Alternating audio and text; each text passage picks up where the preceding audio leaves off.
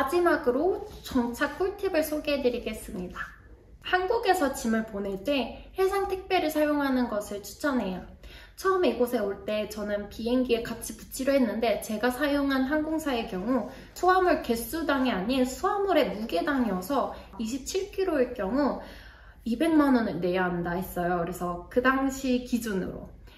그래서 항공택배를 알아보았으나 항공택배 또한 한국에서 이곳으로 보내는데 수십만 원이어가지고 너무 비싸고 또한 2주 이상 걸린다 해서 해상택배를 알아보게 되었습니다. 해상택배는 가격이 저렴한 반면에 한 달에서 2달 정도 걸려서 시간을 넉넉 잡아 보내는 것을 추천드려요. 또한 해외에서 보내는 택배에 새로 산 물건들이 있으면 그 금액의 5% 정도 세금을 부과하게 됩니다. 그래서 보낼 때 물건 목록에 반드시 중고임을 밝히는 것을 추천드려요. 저는 해상택배로 보낼 당시에 혹시 몰라서 이게 분실될 경우에 다시 돈을 돌려받기 위해서 원래 정가 금액을 입력을 했다가 그거에 대한 5% 세금을 내야 된다고 하는 거예요. 그래서 그때 굉장히 많은 세금을 냈었어요.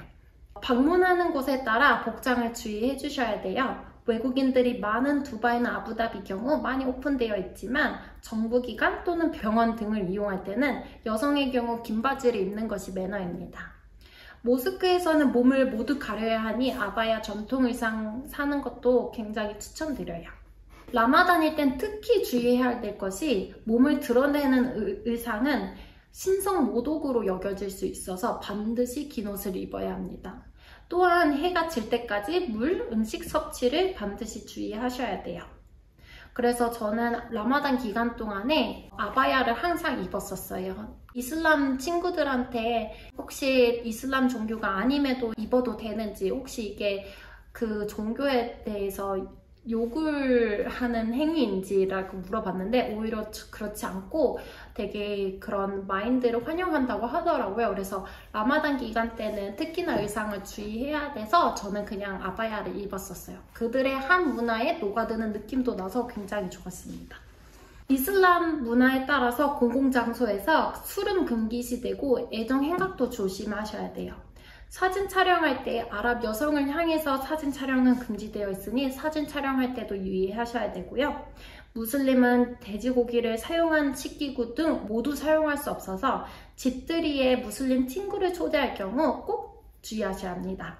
초대 전 다른 사람들이 돼지고기나 술을 마셔도 되는지 한번 물어보고 괜찮다 할지라도 돼지고기를 사용한 식기구랑 절대 섞이면 안 돼요. 그래서 항상 저도 테이블을 따로 두거나 친구들을 위해서 그냥 무슬림 음식만 사 먹거나 합니다.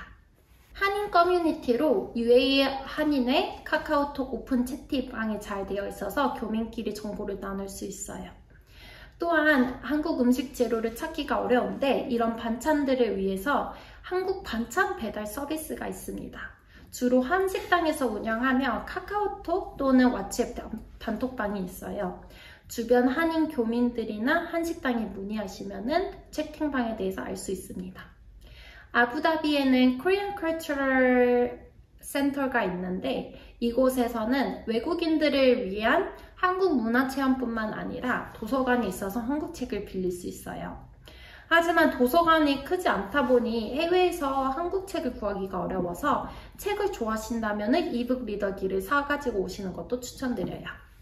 영어가 상용어지만 아랍어를 조금 배워볼까요? 일단 안녕하세요는 아살라마 알라이쿰, 그리고 답인사로 안녕하세요를 할 때는 와 알라이쿰 살람이라고 해주시면 돼요. 저 또한 발음이 좋지 않아서 그렇게 신뢰성이 있진 않습니다.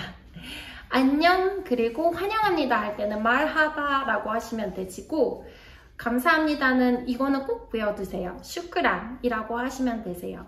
그리고 천만에요, 실례합니다 할 때는 항상 아프안, 그래서 땡큐 인사 슈크란을 하고 나서 대부분 항상 답인사로 아프안이라고 합니다. 혹시나 긴급 상황을 대비해서 아프실 때를 대비해서 통증이 있다고 할 때는 알람이라고 하시면 돼요. 그리고 약은 다와, 월드와 약간 이슬람 지역에 따라서 좀 다른데 제가 항상 다와라고 하면은 다들 이해합니다. 그리고 있다는 피, 없다는 마피예요. 그래서 혹시나 통증이 있다고 얘기를 하고 싶다고 하면은 피 알람이라고 해도 이해하세요. 그리고 네는 남, 아니오는 라. 문제는 무스킬라라고 해서 혹시나 컴플레인 하고 싶을 때는 피 무스킬라라고 하면은 이해합니다. 그리고 해결된 경우나 아니면은 전혀 문제가 없을 경우에는 마피 무스킬라라고 하시면 되세요. 그리고 가장 많이 사용한 단어는 인샬라입니다. 인샬라는 신의 뜻대로 신에게 그 퍼펙트한 타임이 있다는 의미인데 한국에서는 항상 빨리빨리 문화가인 반면에 중동은 항상 인샬라 문화예요. 처음에는 이것이 조금 답답해서 저는 이 단어를 부정적으로 생각을 했었는데 오히려 지금은 긍정적인 의미로 저는 받아들이고 또한 이 단어 또한 긍정적인 의미입니다.